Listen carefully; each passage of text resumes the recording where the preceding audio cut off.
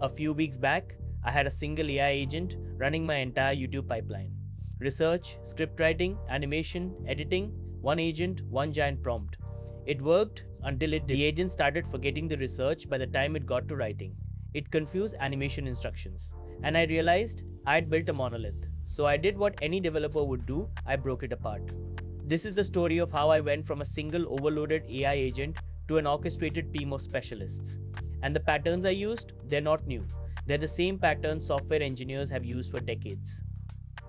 If you've ever broken a monolith into microservices, you already know how to build multi-agent AI systems. You just don't know it yet. Today, I'll show you the patterns. Let's start with something every developer has felt. You build an agent, you give it tools. It works great. Then the tasks get harder. You add more tools, more instructions, longer conversations, and something breaks, not loudly, silently. This is context window saturation. Even with a million token context window, your agent's effective capacity is much smaller. Instructions, tool definitions, reasoning chains, conversation history, they all compete for the same space. And here's the part nobody tells you, the model doesn't raise an error when it loses context. It just silently gets worse. Anthropic's own research showed that a single frontier model, no matter how powerful, hits a ceiling on complex tasks.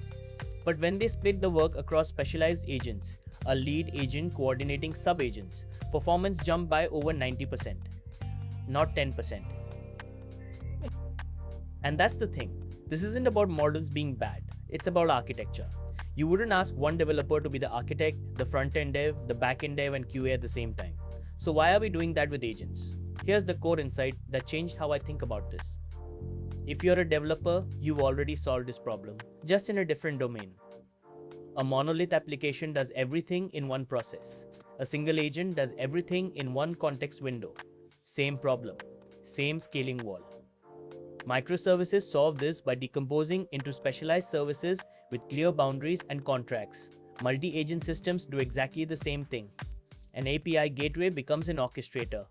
Message queues become context passing. Circuit breakers become error handling with fallbacks. You already know these patterns. Separation of concerns, single responsibility, loose coupling. The discipline is the same. You're just applying it to a new substrate. So the first question is, how do you decide where to split? There are three main strategies, and they map directly to how you decompose a software system.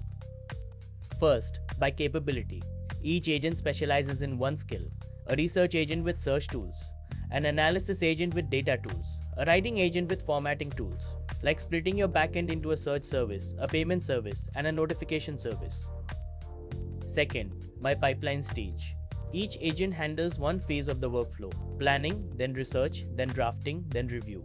Each stage has a clear input and a clear output. Same idea as a build pipeline: lint, test, build, deploy. Third, by model tier.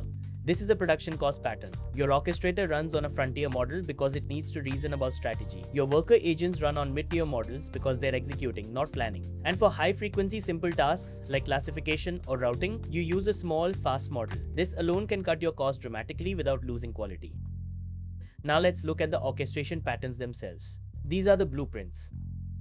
The simplest pattern. Agent A passes its output to Agent B, which passes to Agent C. Each agent refines what came before. Think of an assembly line. Research feeds into drafting. Drafting feeds into review. Review feeds into the final version.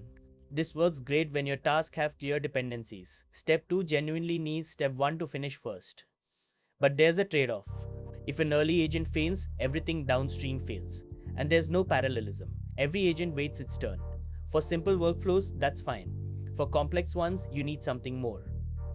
This is where it gets interesting. The orchestrator breaks a task into independent pieces and sends them to multiple agents at once. They all work in parallel.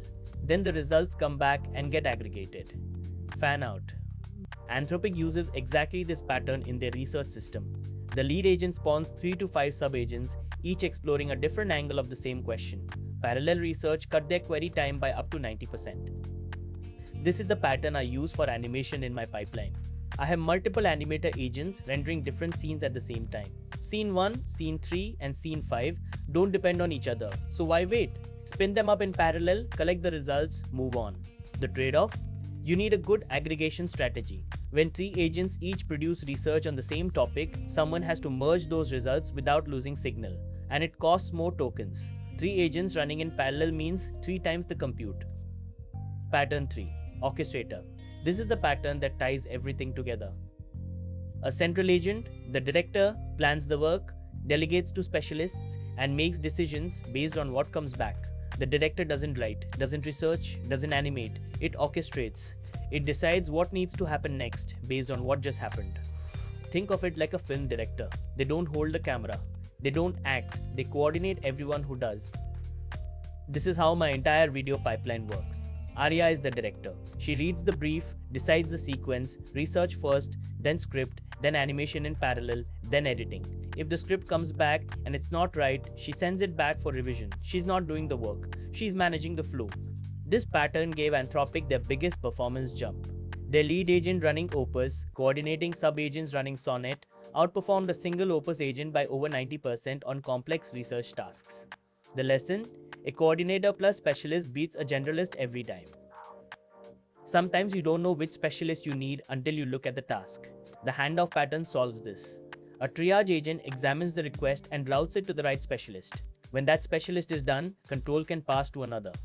This is the pattern behind customer support systems. A routing agent decides, is this a billing question or a technical question? Then it hands off. The key risk, infinite loops. Agent A hands to Agent B, which hands back to Agent A. You need clear termination conditions. Here's what separates a demo from a production system. Error handling. Every multi-agent tutorial shows you the happy path. Nobody talks about what happens when agent 3 out of 5 crashes at 2 in the morning. In production, things fail. APIs time out, models return garbage, rate limits hit. If you don't handle this, your pipeline is a house of cards. Pattern 1. Retry with backoff. Transient errors, timeouts, rate limits often fix themselves. Just wait a little longer between each attempt. This is your first line of defense. Pattern 2. Model fallback chains. If your primary model goes down, route to an alternative. Run cross-provider fallbacks so a single provider outage doesn't kill your system. Pattern 3. Error classification. Not all errors are the same.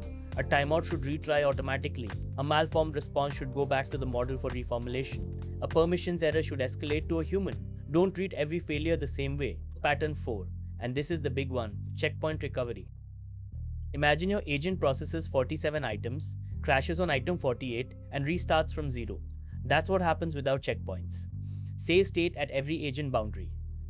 On failure, resume from the last checkpoint. In production, use persistent storage, not in-memory. Teams that implemented these 4 patterns saw unrecoverable failures drop from 23% to under 2%. That's the difference between a demo and a system you can trust. There's one more piece to the architecture: how agents actually connect to tools and to each other.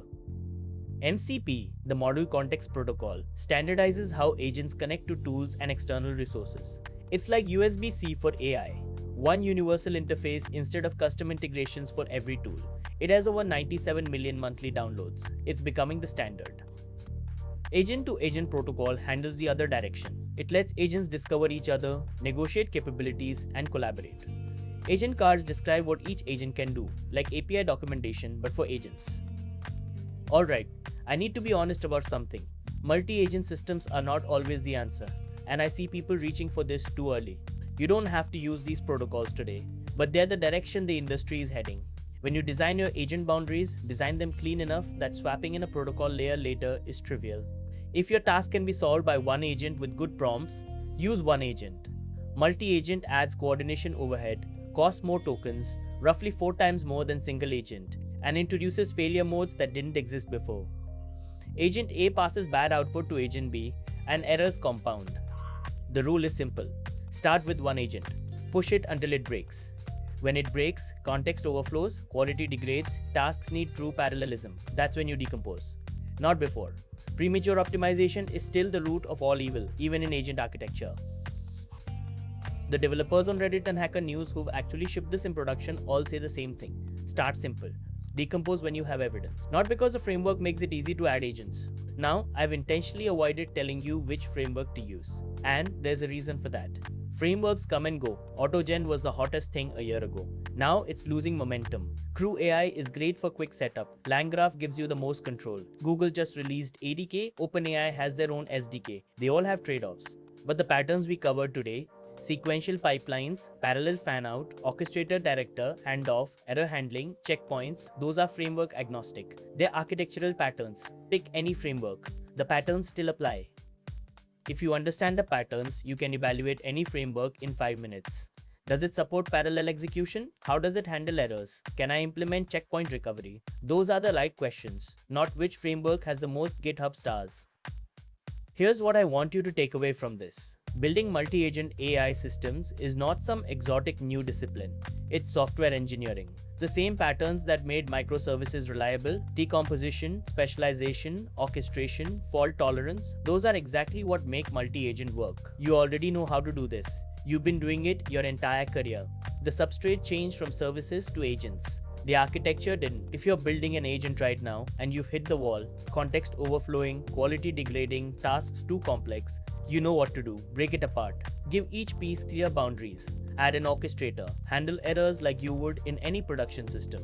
If this helped you think about agent architecture differently, hit subscribe. I'm building more of these systems and documenting everything I learn. Drop a comment if you've built a multi-agent system. I want to hear what patterns work for you. I'll see you in the next one.